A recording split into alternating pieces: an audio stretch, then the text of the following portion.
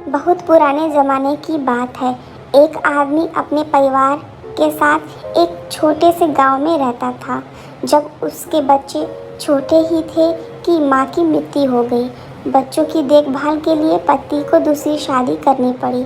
कुछ सालों के बाद सौतेली माँ भी 2 बच्चों की माँ बन गई। अब चारों भाई बहन एक साथ रहते थे। कुछ समय के बाद सौतेली माँ एकदम बदल गई। वह अपने बच्चों को अच्छा खाना खिलाती थी, अच्छे रंगीन कपड़े पहनाती थी और सौतेले बच्चों को पुराने कपड़े पहनाती थी। कुछ दिनों बाद सौतेली माँ ने उन्हें सूखी रोटी देकर गायों के ग्वाला भेजना शुरू कर दिया। अब वे दिन भर ग्वाला जाते और भूखे प्यासे शाम को घर आते थे। एक ऐसे समय में उन्हें अपनी माँ की बहुत याद आती थी। एक दिन दोनों बच्चे ने अपने हाथ की सूखी रोटी अपनी काली गाय को देते हुए कहा, माँ तुम हम पर ऐसी दया करो जैसी हमारी माँ हम पर करती थी। इतना कहना था कि गाय के थनों से दूध निकल आया। दोनों बच्चों ने खुश होकर भरपेट दूध पिया। अब वे रोज हाथ की रोटी उसे देते और गाय उन्हें भरपेट दूध पिलाती थी। इससे वे खुश रहते थे और उन्हें ग्वाला जाना भी अच्छा लगने लगा।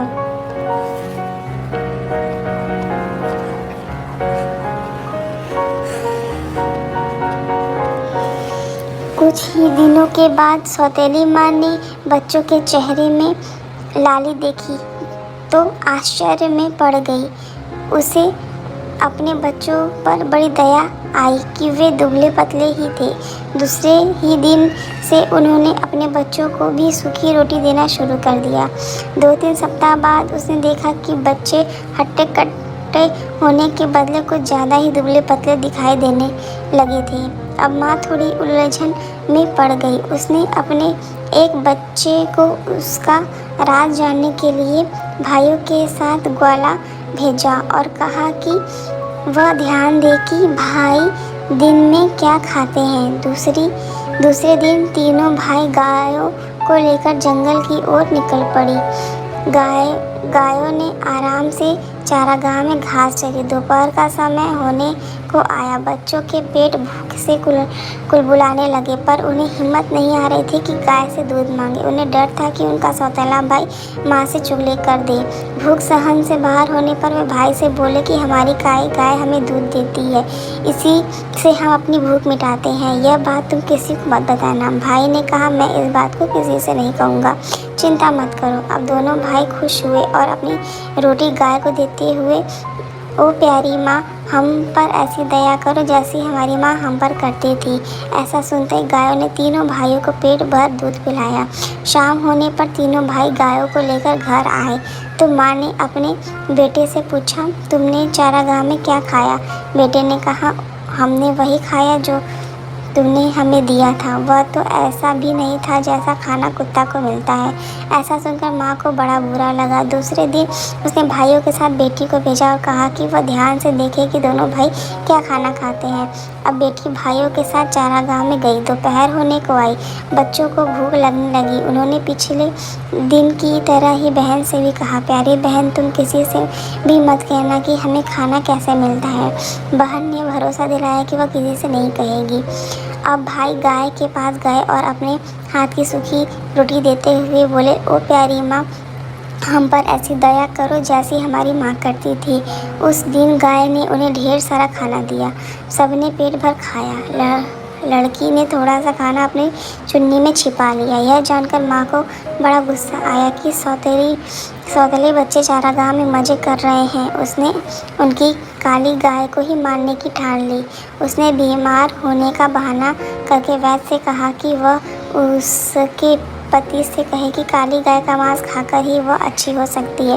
वैद्य ने ऐसा ही किया। उसने पति से कहा कि उसके घर की काली गाय को ही मारना होगा। बाप ने तुरंत ही बच्चों को समाचार भेजा कि माँ को बचाने के लिए उन्हें काली गाय को मारना होगा। उसे लेने वे चारागाह में आ गए। यह सुनकर दोनों बच्चे गाय के गले में हाथ डालकर रोने लगे।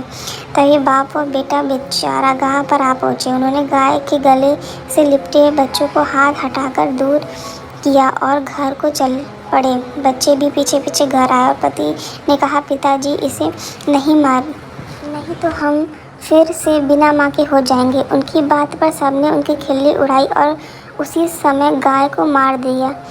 माँ ने उसका मांस खाया, उसके पति व बच्चों ने भी खाया, लेकिन उन दोनों भाइयों की आंखों में आंसुओं की धार बहती रही। वे कुछ भी नहीं बोले और जो मांस उन्हें मिला वे उसको खेत में ले आ गए।